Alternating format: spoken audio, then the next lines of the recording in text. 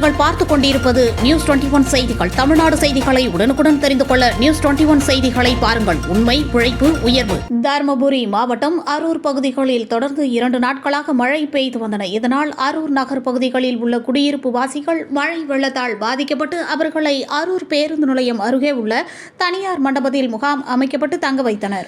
இத்தகவலை அறிந்த தமிழக முதல்வர் தருமபுரி மற்றும் கிருஷ்ணகிரி ஆகிய மாவட்டங்களில் வெள்ளத்தால் ஏற்பட்ட சேதங்களை பார்வையிட்டு ஆய்வு மேற்கொண்டார். அப்பொழுது அவர்களுக்கு நிவாரணப் பொருட்கள் வழங்குவதற்காக தமிழக துணை முதல்வர் உதயநிதி ஸ்டாலின் வருகை புரிந்தார்.